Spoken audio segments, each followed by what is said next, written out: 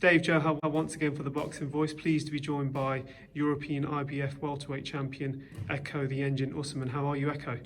I'm good, thank you, Dave. And yourself? I'm good. Pleased to be joined at your gym today. So you fight in a couple of weeks' time, finally, against Chris Jenkins. Yeah. Finally. Yeah. How do you feel about that fight actually taking place? I mean, I'm excited for it. I mean, it's been a while. It's been a fight in the making. There's been ups and downs. There's been alleged injuries. There's all sorts. But you know what? As I said from the very start of when contracts were signed, is that once a date was set, we'd eventually fight, and it's nearly here. I mean, what was it like sitting there thinking, I'm fighting him, I'm not fighting him? Was it a bit sort of, did you get a bit despondent, or did you know that this would definitely happen? Or I knew it would definitely happen, but at the same time, you can't help but feel a little let down or get a little frustrated from time to time. But I just sat and thought in the fact that the match will happen, just gotta wait a bit longer.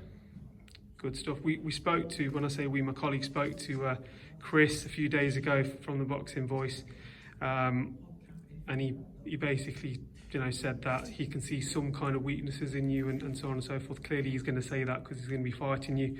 What do you know about Chris and what he can bring to the table? Chris is a good boxer. He's a good boxer. He's also got a good engine. He brings a lot to the table. I mean, he's British champion. And I would only expect him to say, oh, I can see holes in Ekow's defence and this, that, and the other.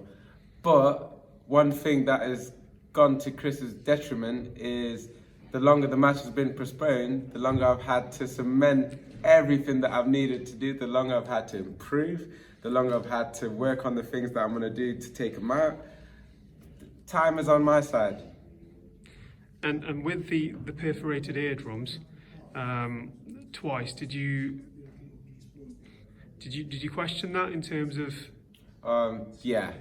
Honestly, I mean, I've had perforated eardrums. Don't wish them on anyone, but it's what it is. It's part of the game of boxing that you get them. They normally take like 2 weeks to heal, and so when we first heard that the match had been postponed, he had a perforated eardrum. It was kind of just like, yeah, but he should just heal. Like, he should bounce back pretty fast. Should be back on soon. Next thing you know, it's 8 weeks later and we're still like, perforated eardrum? Not sure. I mean, the card's going to be a good one anyway. You're going to be on the card with Joyce versus Takam. Hamza Shiraz is going to be in the card. Yourself. It could be one of the fights that's going to steal the night, isn't it? Because would you say it's a 50-50 fight between you and him? It's a very good fight. I wouldn't say it's a 50-50 fight, because obviously I'm backing myself, but it's going to be a wicked fight because we're both up for it. There's meat on the bone. There won't be any love lost after the match. It's just two boxers who really want to fight each other, who are going to fight each other, but I'm going to win. I'm sure you'll have the crowd in Nottingham behind you as well. It's good to be fighting in front of crowds again as well, for a long time. It's going to be good. How many people are you taking over? Have you? Well, we've got we're still sorting out the tickets, so I can't give you an exact figure now, but you will hear them. Yeah, Frank will be happy, no doubt. Frank will be happy. And looking at the British welterweight scene and also the world one, what did you make of Conor Benn's performance against Vargas? Impressed? Yeah, I mean, I've said, like in a few interviews like lately, you can't really knock him for what he's done because his matchmakers and the people around him have like picked good opponents for him to show off his attributes. So I can't moan that he's boxed well against the people that he's been put in the ring against. I'd say I haven't seen him tested with someone who's got good footwork or someone who's got good lateral movement, someone who can kind of stand there and take the brunt of his punches. How soon do you think we can see the fight between yourself and himself? I mean, clearly it's difficult, isn't it, with two sort of stables. You've got Matchroom and you've got Queensbury. I mean, do you think something can be made, or sooner rather than later? Because everyone wants to see that, don't they? Yeah, we're both on two different sides of the street, but I think it can be made. I mean, there was that Felix Cash and Denzel Bentley match that that went on. So there's nothing to say that it can't happen. It's just a matter of when. And David Avanesian, you've trained with him, you sparred with him, and he's a good friend of yours.